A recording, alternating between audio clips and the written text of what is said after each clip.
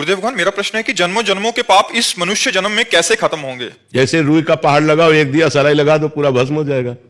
नहीं हो जाएगा। तो ऐसे ही ये दिया सलाई केवल भगवान के पास है, हमारे पास नहीं है, आपके पास नहीं है। भगवान ने कहा सर्वधर्मान परित्यज्य मामेकम शरणम ब्रज अहम त्वाम सर्व पापेभ्यो मोक्षयिष्यामि मा शुचः।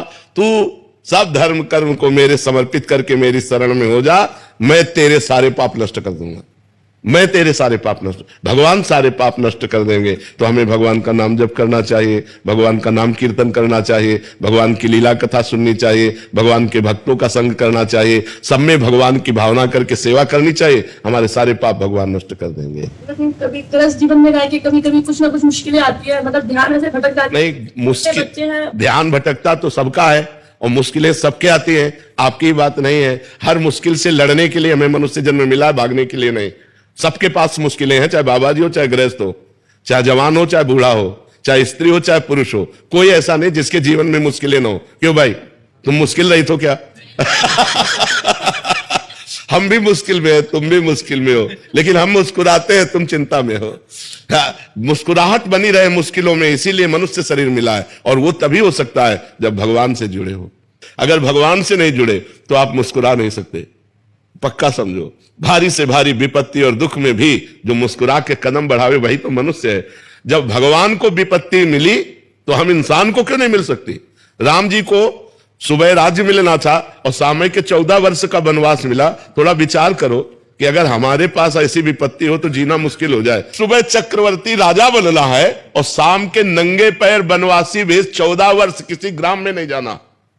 14 वर्ष तक वनवास, कंदमूल फल पे जीना, कभी रोटी दाल नहीं खाना।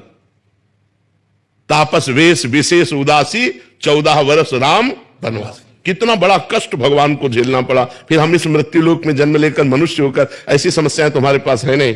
बहुत छोटी छोटी समस्याएं आती है, उन समस्याओं का समाधान हम विवेक के द्वारा कर सकते हैं, हम भजन के द्वारा कर सकते हैं। हर समस्या का समाधान भगवान है। अगर हम भगवान से जुड़े, भगवान का नाम जप करें तो हमारे अंदर ऐसी बुद्धि आएगी कि हम लड़ सकते हैं, हम जी सकते हैं, हम दुख में भी जी सकते हैं। तो यही कला आप भी सीख सकते हो। खूब नाम जप करो, भगवान से चित्त को जोड़ो। मरना तो है ही यार, एक दिन तो मरना ही है सबको। रो रो के क्या मरना है यार, आनंद पूर्वक। आज हमें दुख है तो मुस्कुरा के जीते, कल सुख आ जाएगा, अपने आप आ जाएगा। जैसे दिन है वैसे ही रात, रात आई दुख, दिन आया सुख, ये एक क्रम चलता रहता है। दुख सदैव कोई दुखी नहीं रहता और सदैव कोई सुखी नहीं रहता। सब दिन हो तो ना एक समान, दिन बदलते रहते हैं। तो हमें चाहिए मुश्किलों में हम कमर कस ले कि अब मुश्किल आई है, अब मुझे भगवान का सहयोग लेकर इसे जीतना है, इसे हारना नहीं है। मनुष्य शरीर मिला है गलतियों को सुधारने के लिए और मुश्किलों को संभालने के लिए। हमारी जो मुश्किलें आए उनको हम विवेक के द्वारा संभालें, उनसे लड़ें, उस संघर्ष करें और संघर्ष में हम विजयी होंगे। क्योंकि भगवान का हम भजन करते हैं और भगवान का भजन नहीं करते तब तो डूब जाओगे, फिर तो मुश्किलें चाट जाएंगी।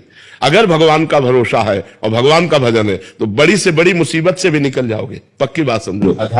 हाँ, आज अगर हम आपके सामने बोल रहे हैं, हंस रहे हैं और जी पा रहे हैं तो सच्ची मानो, शपथ पूर्वक कहते, कसम पूर्वक कहते हैं कि केवल हम प्रभु की शरण में तुम जी पा रहे, नहीं जी नहीं पा सकते थे। और अब मस्त रहते हैं क्योंकि प्रभु की शरण में मरना तो एक दिन है ही यार, है?